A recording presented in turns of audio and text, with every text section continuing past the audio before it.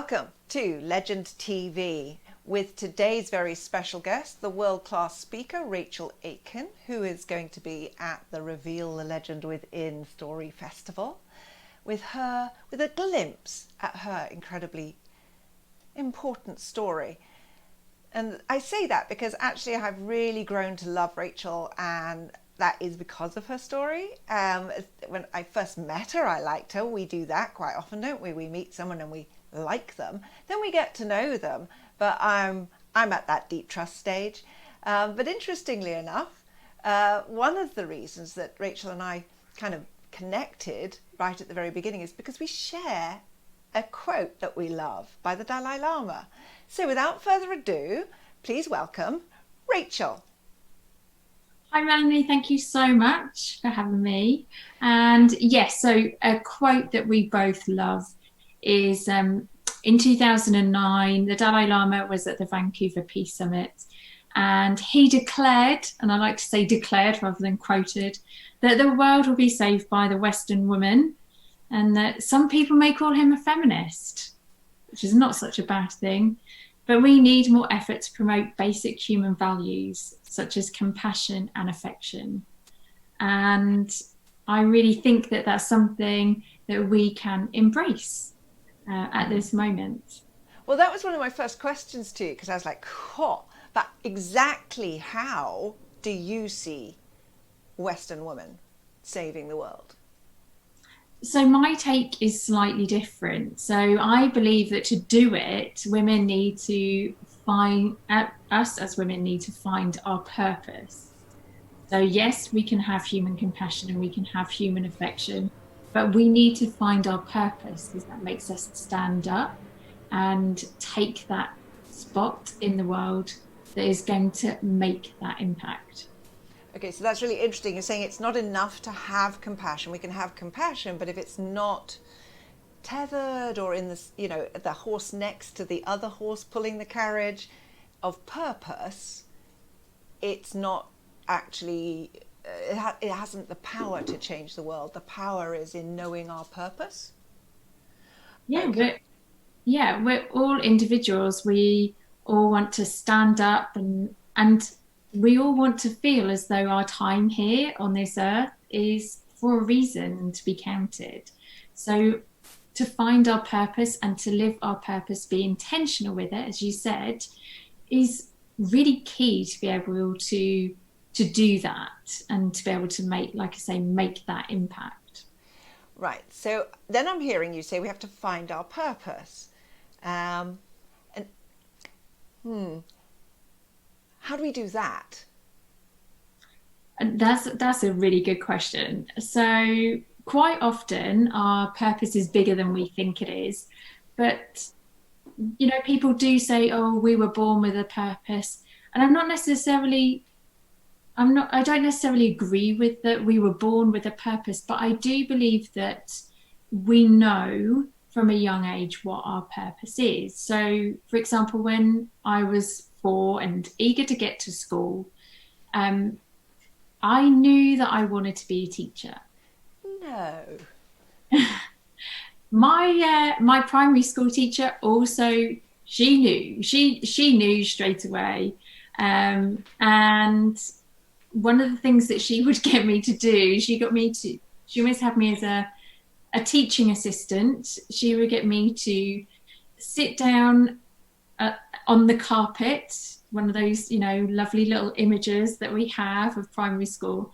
She would get me to sit on the carpet with all the kids as they came in, teaching them the alphabet while she was busy at the door sorting out the kids who didn't want to leave their mums, who really didn't want to be at school. So automatically I'd kind of taken on that leadership role, but also that teaching role.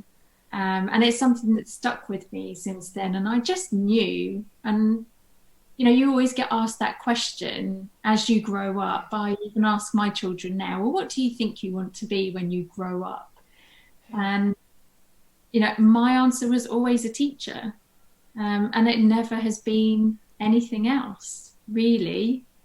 Do you think So, it's true for everybody that they know as a child what their purpose is? So we need to reconnect with the child part, or that knowing time of our life? Okay, so that's quite interesting because when I was a teacher, one of the things that we were taught was that education, particularly when I was a secondary school teacher, so particularly around choosing GCSEs and things like that, about bringing it back to what do you want to be? What did you want to be when you were little? Now, one of the reasons for that was that we were taught that actually most people do know what they want to be by the time they're about 6, but the world itself and factors outside of the world, they start putting their opinions and start taking things away from you, and one of those things quite often is taking away what you want to be by saying to you, you can't be that, or don't be ridiculous, you can't be an astronaut. Why would you be an astronaut? These things, they end up being suppressed. And so most of us do know what we wanted to be, but we never thought it was possible. So quite often we might then decide, I'm going to hide that one too. Okay, so it's not going to serve me. It's not going to serve my purpose. I'll do what's useful, or the world tells me is useful. This is just a left field question. Because you've held that position as a teacher and you are now a coach, but the teacher in the classroom, could you see the children's purposes in them? Oh, that's a very good question. Um, there were elements you could tell what some kids were going to go on to do, and what I really love. I had an amazing form group when I first started teaching, and I had a group of boys in there who were always kind of bottom set kids, not very good at English and maths and all those key things. And I remember there was one boy in my class when we picked GCSEs, he was like, I want to do construction. I want to be a builder. I was like, okay, let's put it down. And he said, I really want to go for the taster session. So I was like, okay. So he went to the taster session. He was super excited about it. And I will never forget, even now, I can remember him, like his face, everything, coming into the classroom the next morning and said, oh my God, Miss, I had the best time ever. And guess what? And I was like, what? And he said, for the first time ever, I was top of the class. And that was it was just one of the highlights of, it's one of those things where you just like, oh my God, he's always known this. He's put up with being told that he's not very good at stuff. And now he's gone on and he's done one hour of this class, and he just completely changed his point of view of school. Oh my God, I love that, because currently you are a coach and you're coaching women to basically reconnect with their purpose to grow their businesses. And I presume you're helping them feel top of the class. Well, yeah. that is the aim, because I think, as women, there are so many external pressures on us, whether it's, I know we've had this discussion before about there's expectations. So there was expectations for girls at school that they were going to do well and go on and have an amazing job, that kind of stuff. And quite often then life gets in the way. And one of the biggest things that happened to me and happens to a lot of women is we become mums, and that ideal job or that career and that purpose that we felt that we'd carved out gets turned on its head a bit. And so then we have to really rethink it. So now I work with women who, who are earning 6 figures already. They've got their own online business. And one of the first things that we do is we look at the purpose, their purpose and the purpose of their business, to make sure that it's in line with how they're feeling and what they really believe their business should be. Because once we do that, we can then we can then create all the strategies and the systems that they need for their business to completely skyrocket, but they can do it knowing that it's got a sense of themselves through it and a sense of purpose, which then creates a bigger impact. And that is what I love. I love working with these women who are not 100% sure about what they're doing, and they've been battered by the online world and how long things take, because we're told that you can make $1 million overnight when we know that's not the reality, and you can become a bit downtrodden. And instead, by really revisiting that and going into detail and then using that within the business, these women, they just do extraordinary things, and they don't necessarily need me to guide them to do it, because then they're like, I want to do this. I've had clients before where one week they've been doing something, and we're going on this particular path, and then all of a sudden, then the following week in our call, they'll turn around and go, I've just started a membership. And I'll be like, what? And like, oh yeah, well, I'm now doing all this amazing stuff with these people, and I asked them, is this what they want? They said yes, so I've opened it up, and people are buying it this week. Yeah. Now, here's the interesting thing. As most of us lose sight of our purpose or forget it or whatever it is that something you did yourself? How did you find your purpose, or how do you know about this? Oh God, I've got a real bad tickle. Sorry. Not at all. Clearly, this is an important story. Okay, so yeah, I could have easily gone through life without recognizing that purpose of being a teacher. For those people who are now joining, I'm not in tears, this is not like Oprah. And this is like Oprah, but better. Exactly. But at 17, I was kicked out of home, and at 17, I was like, okay. Before that, I was thinking, do you know what? I'm not going to go to university. It's going to cost too much money. My parents can't afford it. My parents are no longer together. So which one's going to pay for it? All those kind of things that you think about. I'll just get a job in the city, which was the local city, not to us, not to London. I'll just work in one of the big insurance companies, and that would be a good enough job. And then I can, do all the things I'm meant to do, like buy a house, have kids, get a car, that kind of stuff. And at 17, I was kicked out of home because, I stood up to my mum's bullying boyfriend, because I also had another purpose, which was to look after my two younger sisters. And it resulted in me not being welcome anymore in the family home. There was no room for me to stay with my dad. So I found myself unexpectedly homeless, and I had a choice. For about 3 months, I had no idea what I was going to do, where I was going to live. In the end, I managed to move in with some extended family members, and the only way out of living in the miserable town that I lived in, and to get away and carve out my own purpose to be a teacher, was I need to knuckle down and get some really good A levels, get into university, and I just need to get the hell away from here. And that is exactly what I did. And we look back at things, and there's this whole idea that things happen for a reason. And at that point, and even now looking back, I can say, yeah, things do happen for a reason. Strangely enough, the year before, when I first started college to get my A levels, I spent 2 weeks at college and then had 3 months off because I had glandular fever.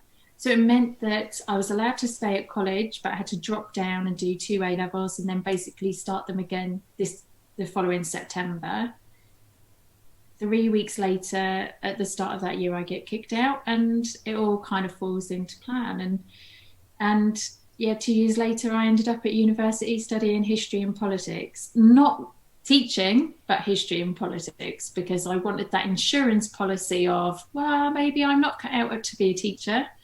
So I'll do a subject instead because I know that then I can go on and do teaching from that if that's where I still feel that I'm being called to go. Okay, so what I'm hearing is that, and here's what my experience is an awful lot of us that don't know what our purpose is until we take that opportunity to work with somebody like you who helps us to realign with it.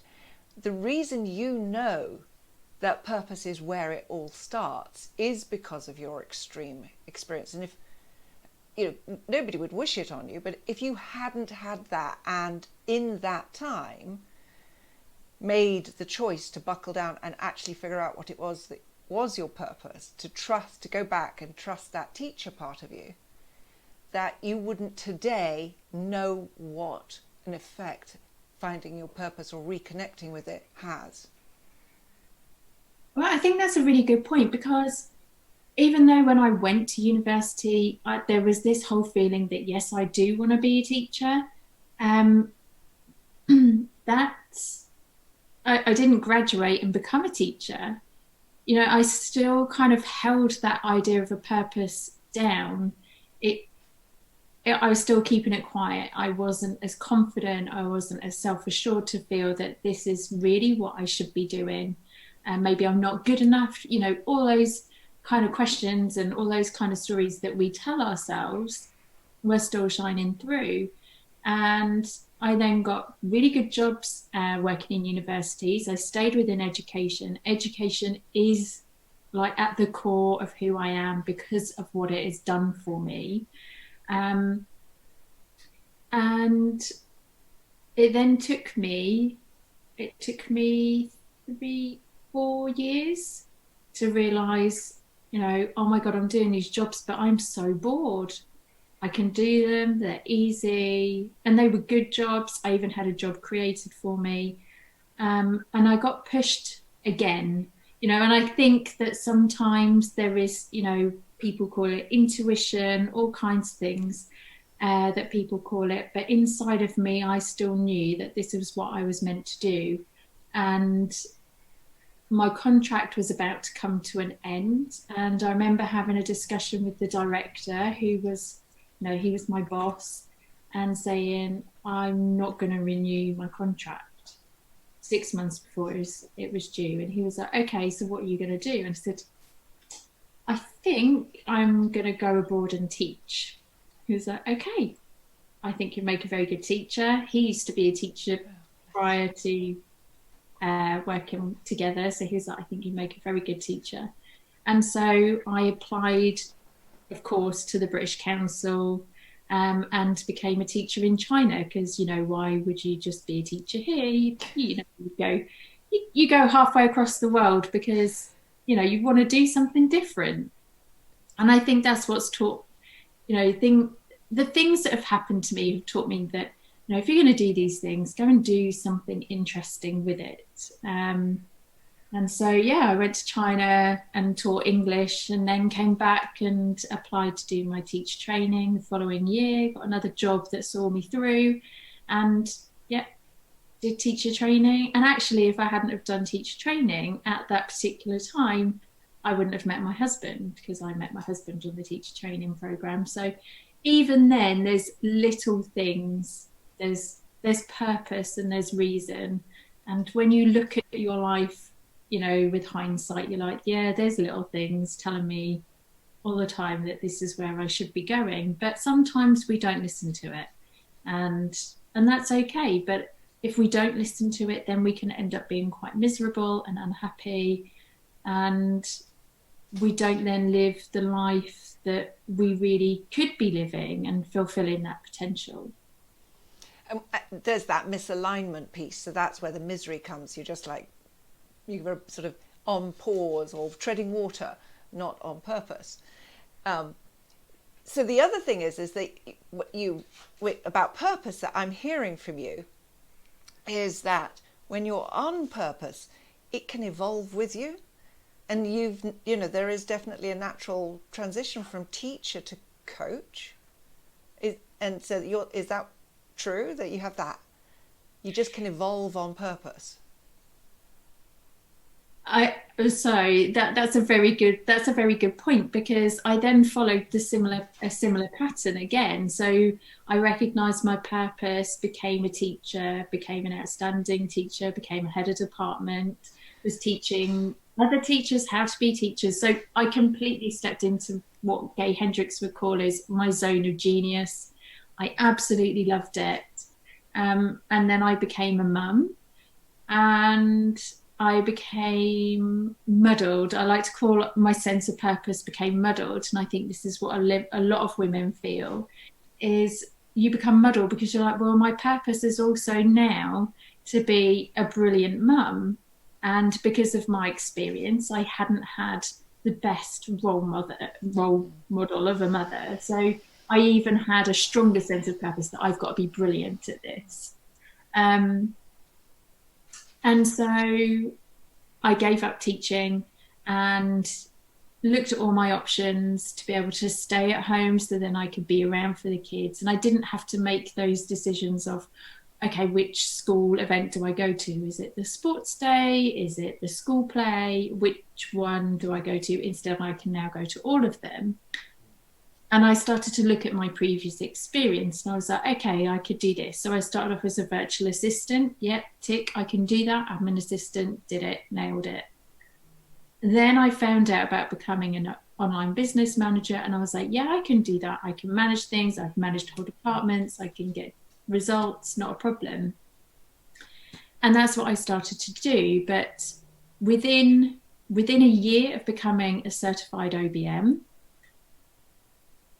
something I knew wasn't right. It was this time last year. So we're now September 2020. So September 29, I was like, I'm not in alignment. There's something wrong. I was becoming stressed. I was becoming a shouty mum. I wasn't as happy as I had been. And I was like, this is not working. What is it? And I remember talking to one of my really good kind of online biz besties, as people call it. And I said to her, I know what the problem is. I think I need to go back into teaching. And she was like, what? And I was like, I think that's what I need to do. There's something missing. That teaching element is still calling to me. And I carried on working as an OBM for another 4 months while I kind of explored what is it that is working or not working. And I realized actually I can still teach, but I can teach in the online world and I can teach about the experience of the women that I'd worked with and the women that I'd seen.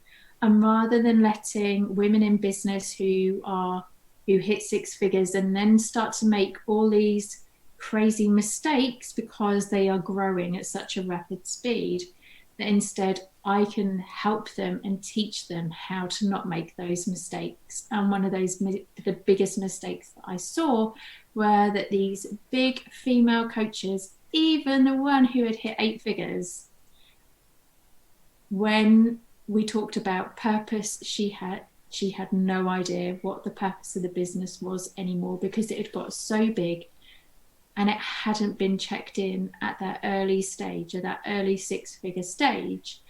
And one of my other clients, she'd lost her purpose so much that she decided when we were working together that she was actually going to walk away from the business and do something different. So, I think purpose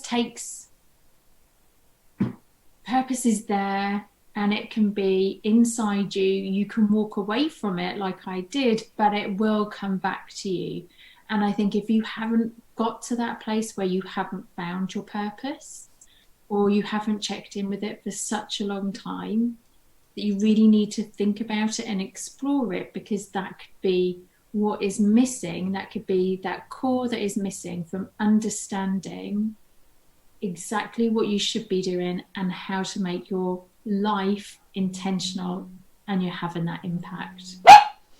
And of course, it's not just like, immediately you said life. It's like, oh, it's not just our business. It's everything.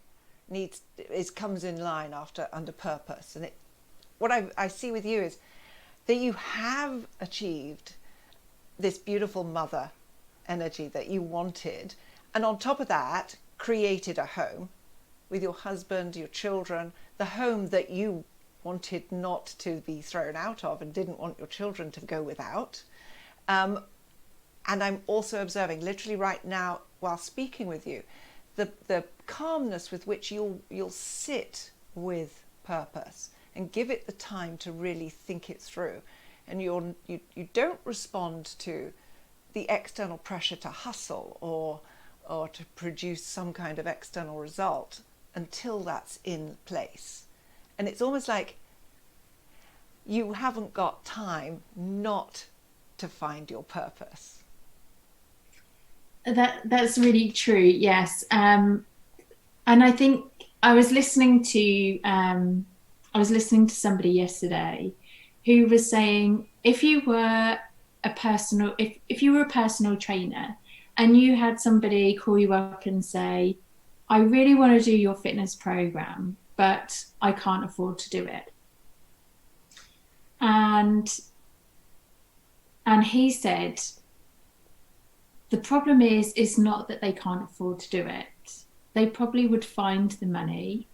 It's because they don't have an urgent need. And he said, for example, if they then found out that they had a kidney problem and they were going to have to go to hospital and spend an hour a day in hospital having dialysis, they would make the time for it because there would be an urgent need.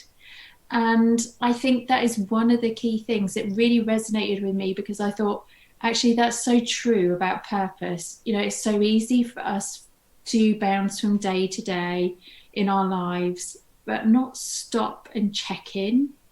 And whether that's in business or just in our life in general, sometimes we need to just have that space to check in and listen and feel if things are right and in line with what we want. Because, you know, we're only here once and we want to make our lives intentional. We don't want to look back on our lives with regret. And that's one of the things I always kind of think of when I'm making a decision, you know, a big life decision.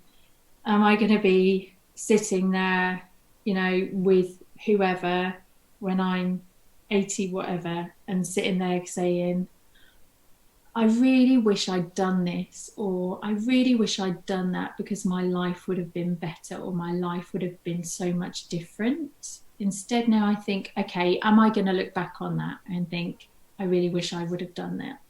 If so, then it means I need to do it. And so having that, checking in with that purpose and making space.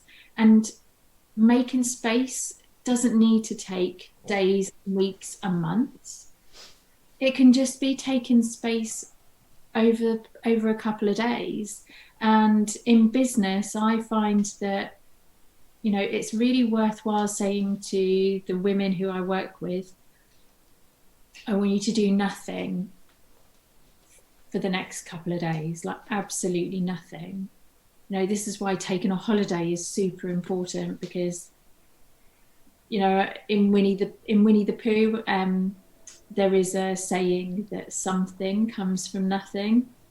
Something will always come from nothing. In that time and space that you are doing nothing, whether that's reading a book, whether it's just being in the garden, being with your family, and deciding not to work on things, the right information will come to you, whether that's through a film you've watched, a book you've read, something you've heard on the radio.